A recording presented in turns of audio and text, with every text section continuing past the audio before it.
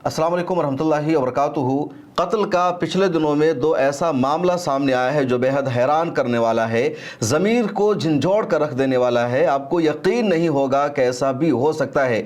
और यह हैरान करने वाला, नाकाबिल यकीन इसलिए है क्योंकि कातिल भी यहाँ मुसलमान है, मकतूल भी मुसलमान है और कत्ल का इल्ज़ाम किसी मुसलमान पर नहीं लगता है बल्कि नन मुस्लिम पर लगता है। और लोगों को यही लगता है कि यह मॉब लिंचिंग का मामला है, हेट क्राइम का मामला है। एक मासूम मुसलमान हिंदुत्व शिद्दत पसंदी का शिकार हुआ है। कत्ल का जो दो मामला जिसका मैं तस्करा करने जा रहा हूं, एक मामला है बिहार का और दूसरा मामला है दिल्ली के जामिया नगर इलाके का, और इसका तार भी बिहार से ही जुड़ा हुआ है। जो पहला मामला है बिहार का, वो सबसे ज़्यादा हैरान करने वाला है, चौंकाने वाला है, क्योंकि एक शख्स को कत्ल किया जाता है। कत्ल का इल्ज़ाम छोटू यानी उर्फ विदेश पर लगता है, साधु राय पर लगता है। लेकिन जब पुलिस सच्चाई तक पहुंचती है तो पता चलता है कि इसके कत्ल में इसके करीबी शख्स का हाथ है, इसकी बेटी का हाथ है, इसकी वाइफ का भी हाथ हो सकता है। आप स्क्रीन पर सबसे पहले इस तस्वीर को देखिए। आप जिन्हें देख रहे हैं इनका नाम है हाफिज मंसूर आलम। बिहार के मधुबनी ज़िला के तीसी परसौनी गांव में इनका घर है। एक स्कूल में उर्दू के टीचर है और शकरपुर भरवारा में गालबन ये किराए का मकान लेकर रह रहे थे। 28 मई को अपनी साइकिल से स्कूल पढ़ाने जा रहे थे, तभी रास्ते में 3 गुंडे आते हैं और फायरिंग करके हाफिज मंसूर आलम को मार देते हैं और फिर वो वहां से रवाना हो जाते हैं। हाफिज मंसूर आलम की लाश वहीं पर पड़ी होती है। उसके बाद एक हाफिज मंसूर आलम की बेटी के करीबी शख्स है मौलाना शहाब अनवर कासमी।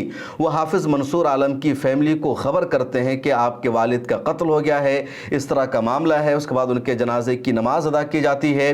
पूरे इलाके में गम और गुस्से का माहौल हो जाता है कि मॉब लिंचिंग का मामला मधुबनी तक पहुंच गया है, हेट क्राइम का मामला पहुंच गया है। नीतीश कुमार की सरकार को कटहरे में खड़ा किया जाता है कि आखिर हिंदुत्व शिद्दत पसंदी इस तरह बेकाबू कैसे हो सकती है।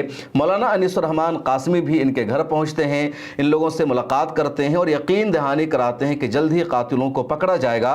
और पुलिस एक्शन लेती है, कार्रवाई तेज कर देती है और मामला हाई प्रोफाइल होने की वजह से पुलिस 3 में से 2 कातिलों को गिरफ्तार भी कर लेती है। एक कातिल वही विदेश और दूसरा है साधु राय। लेकिन जब पुलिस इनसे पूछताछ करती है तो सच्चाई ये पता चलती है कि दोनों तो किराए के कातिल है। एक और किराए का कातिल है जिसकी तलाश जारी है, अंकित उसका नाम है। और इन दोनों को मौलाना शहाब अनवर कासमी ने सुपारी दी थी। 2 लाख रुपए की डील हुई थी कि 2 लाख रुपए दिया जाएगा और तब ये लोग कत्ल करेंगे हाफिज मंसूर आलम का। 1 लाख रुपए एडवांस इनको दिया जा चुका था, यानी 50% अमाउंट, और 50% अमाउंट काम होने के बाद के लिए बाकी बचा कर रखा गया था। और ये मौलाना शहाब आलम जिन्होंने इनको कत्ल की सुपारी दी थी, ये वही शख्स है जिन्होंने हाफिज मंसूर आलम की फैमिली को कत्ल होने की खबर भी दी थी, जिन्होंने जाकर के जनाजे की नमाज भी अदा की, जिन्होंने कुरान खानी की मजलिस में भी शिरकत की, अहले खाना से ताज़ियत का इजहार किया और कहा हम आपके गम में बराबर के शरीक है। अब ये कौन है शहाब अनवर, क्यों इन्होंने इन्फॉर्मेशन दी, फिर क्यों इन्होंने कत्ल की सुपारी दी और मंसूर आलम से इनका रिश्ता क्या है, वो ज़रा सा जानिए, ये सबसे ज़्यादा अहम है। दरअसल शहाब अनवर कासमी 48 साल के एक मौलाना है और बिहार के मुजफ्फरपुर ज़िला में एक गांव आता है मिसरौलिया, वहाँ लड़कियों का एक मदरसा चलाते हैं जिसका नाम है मदरसा हलीमा लिल बनात। उस मदरसे में एक खातून टीचर्स यानी मौलमा है जो हाफिज मंसूर आलम की बेटी हैं और पिछले 3 सालों से वो वहाँ पढ़ा रही है।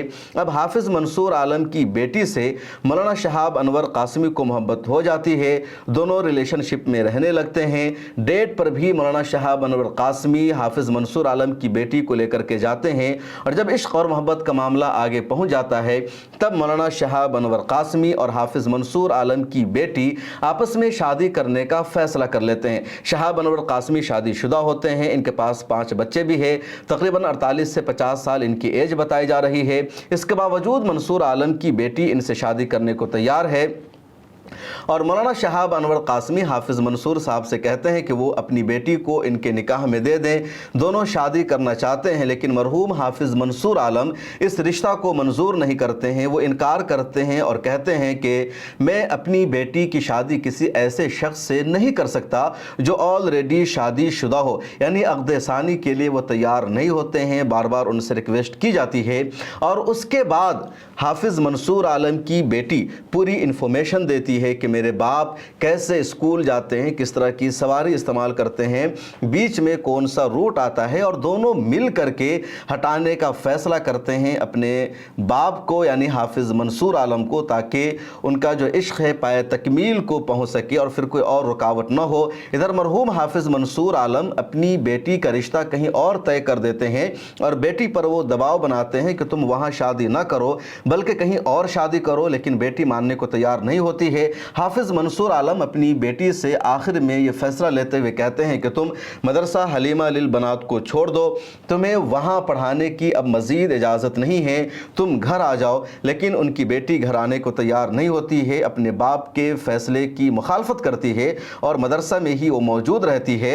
और ये दोनों मिलकर तय कर लेते हैं कि हाफिज़ मंसूर आलम को ही कत्ल कर देना है।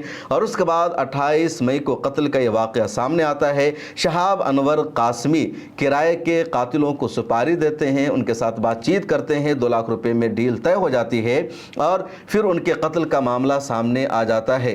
पुलिस ने जो तफ्तीश की है, पुलिस की इंक्वायरी में जो मामला सामने आया है वो यही कि शहाब अनवर कासमी ने ही कत्ल की सुपारी दी थी। शहाब अनवर कासमी को उनकी बेटी से मोहब्बत थी, वो शादी करना चाहते थे, मंसूर आलम की मुखालफत की वजह से ऐसा नहीं हो सका।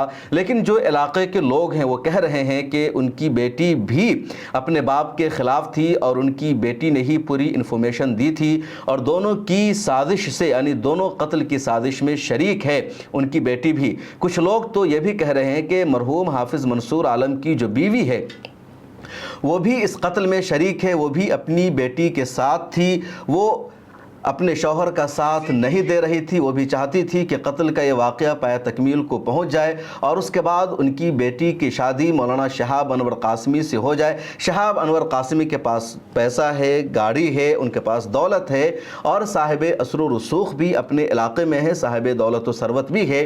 तो इस वजह से भी लड़की भी चाह रही थी, उनकी माँ भी चाह रही थी। जो मदरसा है उस मदरसे में हेड प्रिंसिपल की जिम्मेदारी भी हाफिज़ मंसूर आलम की बेटी निभा रही थी। पुलिस ने अपनी तफ्तीश में जो कुछ पाया, पुलिस ने प्रेस कॉन्फ्रेंस में जो कुछ बताया है, आप उसको सुनिए। सुबह जो एक शिक्षक की हत्या हुआ था, उसमें हम लोग एक SIT गठन किए थे। उसमें अनुमंडल पुलिस पदाधिकारी कमतौल, सदर 2 और सर्कल इंस्पेक्टर, SHO और तकनीक की टीम इसमें शामिल थे। और घटना में जो अगल बगल का CCTV चेक किया गया और कुछ मोबाइल नंबर्स मिले थे, उसके आधार पर हम लोग अभियुक्त को चिन्हित किए जो मारने के लिए आए थे। उसमें बाइक में जो 3 बाइक सवार अपराधी थे, उसमें चिन्हित करते हुए 2 को गिरफ्तारी किया गया। उसमें छोटू उर्फ दिवेश कुमार, ये थाना महिंदवारा जिला सीतामढ़ी का रहने वाला है। दूसरा साधु राय उर्फ अंकित कुमार, थाना भोकरा जिला सीतामढ़ी के रहने वाले हैं। ये दोनों को गिरफ्तारी किया गया और अन्य एक आदमी है, वो अभी उसके लिए भी हम लोग छापेमारी कर रहे हैं गिरफ्तारी के लिए।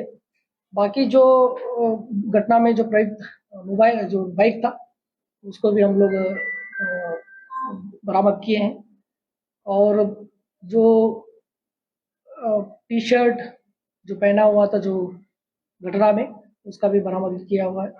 और इसमें मेन ये लोग सुपारी किलर्स है, उन लोग को मिला था 2 लाख रुपए का पैसा। उसमें 1 लाख रुपए इनको ऑलरेडी दे दिया गया था। उनका जो नाम सुपारी दिए थे उनका नाम है मुफ्ती साहब अनवर।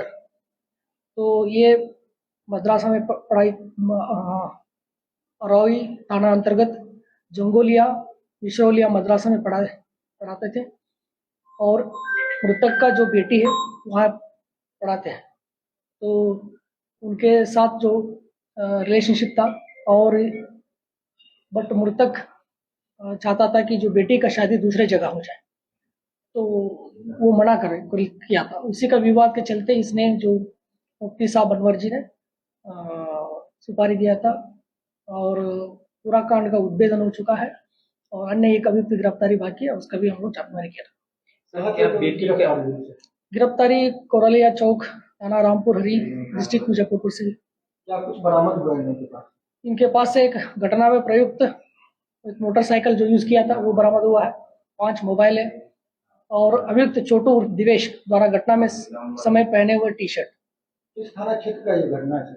ये सिंगवाड़ा थाना के अंतर्गत जो बरवाड़ा कमतौल सड़क पर नसीरगंज रिश्ता आता है वहाँ का। सर हथियार बरामद हुआ है क्या? हथियार का बरामद ये नहीं हुआ है और अभी हम लोग इनको फिर रिमांड लेके पूछताछ करेंगे। सुपारी देने वाले की भी गिरफ्तारी हुई सर जी। सुपारी देने वाले जो सुपारी दिए थे जब उनका पूछताछ के लिए थाना लेके आया था, उनका थोड़ा तबीयत खराब हुआ है, वो हार्ट पेशेंट है, तो उनका स्वास्थ्य को देखते हुए अभी डीएमसीएच में इनका इलाज चल रहा है। उसके बाद स्वास्थ्य का सुधार होने के बाद जो अग्रतर कार्रवाई किया जाएगा। सर क्या उम्र क्या है? उम्र अभी तो मेरे पास डिटेल नहीं है। सर क्या बेटी का इन्वॉल्वमेंट भी है उसमें कुछ? बेटी का इन्वॉल्वमेंट अभी तक नहीं आया है। जैसे जैसा रिमांड पे हम लोग पूछताछ करना है और जैसे जैसे अनुसंधान में कुछ सबूत आएगा उसके आधार पर कार्रवाई किया सर जाएगा। 1 लाख रुपया जो दिया गया था क्या बरामद हुआ सर?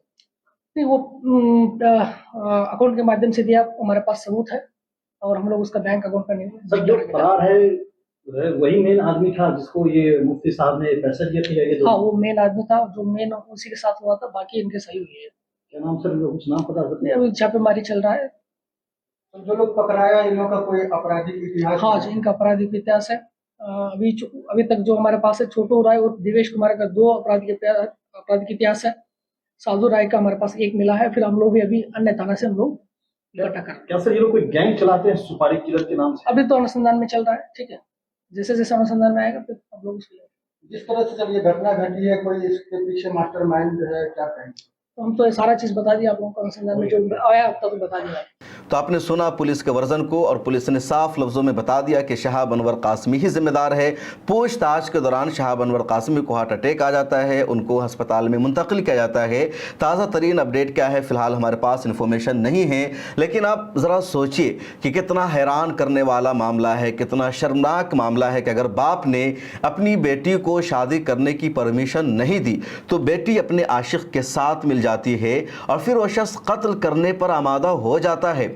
वो ज़रा भी नहीं सोचता कि उसका अंजाम क्या होगा, कितनी उसकी बदनामी होगी, कितनी कम्युनिटी की बदनामी होगी, कौम की कितनी बदनामी होगी। और एक ऐसे वक्त में जब कौम लगातार इस्लामोफोबिया का शिकार है, जब कौम को लगातार हेट क्राइम का निशाना बनाया जा रहा है, जब कहीं भी किसी भी मुसलमान से उसका नाम पूछा जाता है, उसको मारा जाता है, ऐसे मौका पर इन लोगों ने ऐसी हरकत की है। और इस कत्ल में बेटी भी शरीक है, उसकी माँ भी शरीक है। यानी जराइम की इंतहा है जिसको लफ्ज़ों में बयान नहीं किया जा सकता।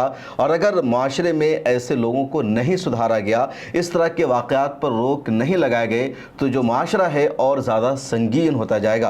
अब आइए कत्ल का मैं दूसरा वाक़या बताता हूँ। दूसरा वाक़या जो कत्ल का है वो दिल्ली के जामिया नगर इलाके के बटला हाउस के पहलवान चौक का है।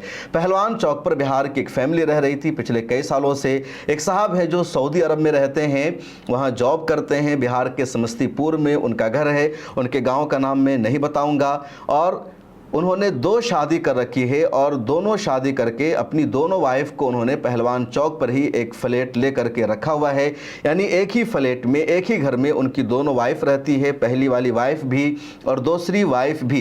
पहली वाइफ को एक बेटा भी है और दूसरी वाइफ को कोई बच्चा नहीं है। तो 2 सौतन एक साथ रह रही थी और शौहर रह रहा है सऊदी अरब में। अब 29 मई की बात है या गालिबन 30 मई की, दोनों सौतन में आपस में लड़ाई हो जाती है और लड़ाई यहाँ तक पहुँच जाती है कि बड़ी वाली बीवी अपनी छोटी सौतन को मार देती है, चाकू से हमला करती है, दूसरी चीज़ों से मारती है और इतना ज़्यादा मारती है कि वो उसको कत्ल कर देती है। मामला पुलिस तक पहुंचता है, पुलिस आती है और पुलिस बड़ी वाली को गिरफ्तार करती है। दूसरे वाले के जो लाश है उसकी पोस्टमार्टम की जाती है, फिर उसकी तजहीज़ो तकफीन का मामला है वो होता है। उसका जो शौहर है वो सऊदी अरब से फ़ौरन रवाना होता है।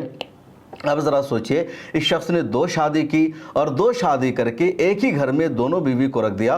2 शादी करना जुर्म नहीं है, 2 शादी करना गुनाह नहीं है। आप करो 2 शादी, बल्कि 3 करो, 4 करो, इस्लाम ने इसकी इजाज़त दी है। आपके पास पैसा है तो आप उसका सही जगह इस्तेमाल भी कीजिए। लेकिन 2 शादी करने के साथ ये भी कहा गया है कि आप दोनों को घर दीजिए, दोनों का जो नानो नफ़का है, जो मेंटेनेंस है, उसको भी उठाइए। आपने 2 शादी कर ली, आप खुद यहाँ मौजूद नहीं है और एक घर में आपने दोनों को रख दिया। ये समाजी जुर्म है, ये क्राइम है और उस क्राइम का नतीजा ये हुआ कि दोनों सौतन आपस में लड़ने लगी और एक ने दूसरे का कत्ल कर दिया। गुस्सा आउट ऑफ कंट्रोल था। तो दिल्ली के जामिया नगर का ये मामला या फिर बिहार के मधुबनी के कत्ल का जो मामला है, इसमें सबक है, इसमें इबरत है, और ऐसा मामला कम्युनिटी में आगे न हो उसके लिए सभी को सोचना भी ज़रूरी है। इस मामले का एक पहलू ये भी है कि अगर कोई लड़की किसी के साथ दूसरी शादी करना चाहती है तो उसको रोकना कहाँ तक सही है। अगर वो ज़िद है, अपनी मर्ज़ी के साथ जाना चाहती है, तो वालिदैन को कहाँ तक रोकना चाहिए और कहाँ तक नहीं रोकना चाहिए, ये भी एक पार्ट है जिस पर गुफ्तगू ज़रूरी है, जिस पर डिस्कशन ज़रूरी है। लेकिन कत्ल जो हुआ, इस मामले को जो अंजाम तक पहुंचाया गया, उसकी जितनी मजम्मत की जाए कम है, और ऐसे लोग समाज के संगीन मुजरिम हैं जिनका समाजी बायकॉट होना चाहिए। इस वीडियो में इतना ही। आपका इस पर क्या रद्द अमल है, कमेंट सेक्शन में ज़रूर लिखें।